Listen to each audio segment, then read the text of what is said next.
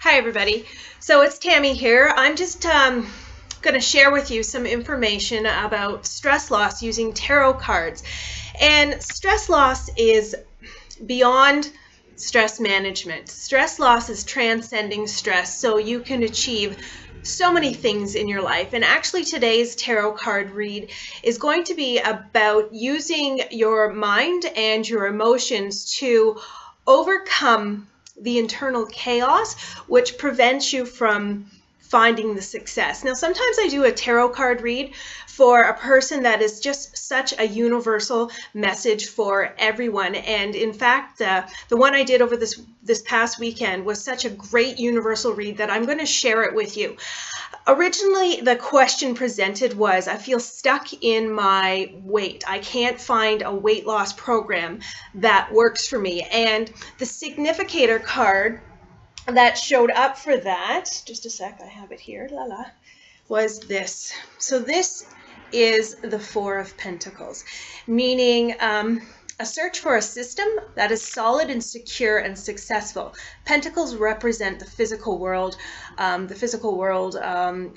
earth, things that are tangible. So there was a search for a tangible system for achieving weight loss, but because this is a universal read, it doesn't have to be weight loss. What are you trying to succeed in? What are you trying to achieve? Something, of course, that has a system to it that helps your daily life be easier, because you're going to set up a habit, a habitual way of living that's going to bring you the success you're looking for. So often when you do a Celtic cross read, there's a card that is an opposite meaning of what you're looking for, to help you look at what you want in a new light. So the devil card actually came up here as a different way of looking at the situation of not finding success in a weight loss program, or success in anything. And the devil card means not that you're being haunted or stalked by the demons of the underworld. This actually is a great representation that you're tethered to old beliefs. And when you're tethered or chained to these old beliefs, it's like you're tethered to the devil, because you become your own worst enemy. You allow your self-saboteur to prevent you from achieving success. So essentially, it works as an opposite message to the Four of Pentacles by saying, if you want success, learn to let go of your past, your rocky childhood, your blaming of others, which is more of a victim mindset, but letting go of programs that helped you go from a child to an adult. Now you're an adult, you don't need those programs anymore. So cut the chains, be free from your old programming, and you'll be free from your own internal devil. Okay, that's what that means. So the second set of information that came up in this read was, you're stuck. The Wheel of Fortune is stuck for you. And once again, it amplified that you need to let go of your victim mindset, that you're stuck in your past. You're trying to live in the present and achieve a better future, but your wheel has your wheel won't turn. You've got a cog in, I'm sorry, I can't even think of it right now. Your wheel won't turn because you're stuck. You're tethered to the past. So don't let victim mindset as well as self-saboteur prevent you from achieving what you want. Okay, you got to let those negative voices go and not listen to them. But there's more to it than that. There's actually pattern reprogramming that is useful to help you program your mind with new beliefs that are in alignment with who you are now and who you want to be in the future. Okay, so that's why sometimes the Wheel of Fortune gets stuck. You've got too many past programs that are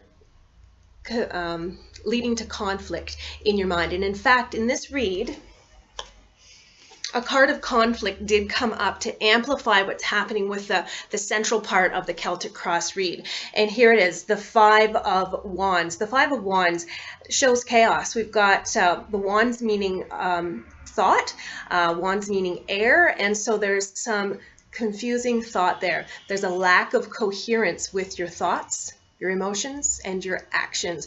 So you can't really achieve success in whatever you're looking for if there's mental chaos. So let's just pause for a moment and jump into the stress loss. What happens when your mind is creating thoughts that are chaotic and you're running beliefs that no longer serve you? It actually triggers your body to go into survival mode, and you're going to have more adrenaline and cortisol in your system. And our thoughts are actually quite simple when you look at it from the standpoint of how it affects our physiology, how it affects our physical body.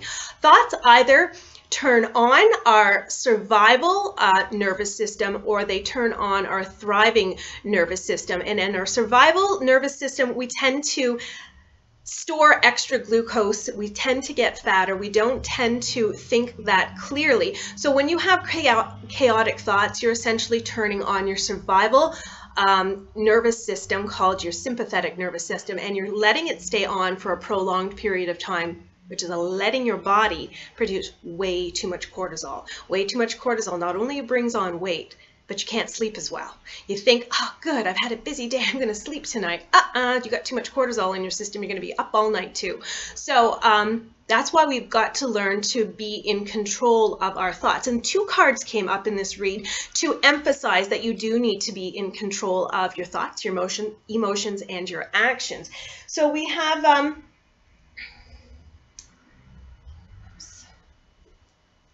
the King of Cups came up. So you need to rule your emotional state. The king is a ruler. You need to rule your own emotional state to achieve success. Simple as that. So you do need to be a little bit authoritative with yourself and not let yourself get away with excuses. That self-saboteur that we all have, man, it can convince us that we just can't do stuff. But you got to use the King of Cups, which is within you, to say, I'm not going to self-sabotage myself this time, and you're going to rule for an internal kingdom of a thriving state. So you're going to start to turn off chaotic thoughts and emotions so you can achieve success, because internally you're thriving. Okay, so the thoughts, they either turn on the survival state or the thrive state, and by being the King of Cups for yourself, you're turning on your thrive state, which allows you to lose weight, sleep better, and a whole bunch of other things. And the thrive state is called your parasympathetic nervous system. Okay, so another card that came up as a rule for yourself, like a ruler for yourself, was the Queen of Wands. Now, the Queen often is a much more gentle ruler, a much more nurturing, motherly type ruler. And so she's saying be gentle with yourself through all of this. You may have you may have rocky thoughts. So just be gentle with yourself.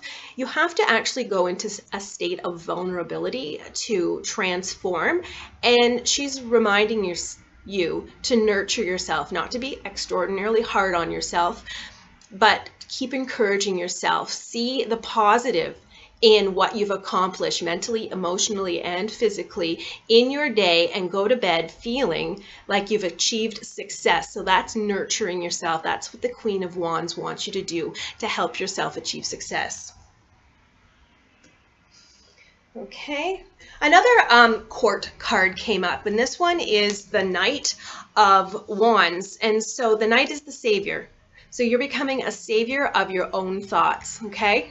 You're going to basically slay that inner self-saboteur, that inner victimized child, that inner victim of whatever else, and you're going to become your own savior. Because what we need to achieve in this world is realizing everything we need for success is within.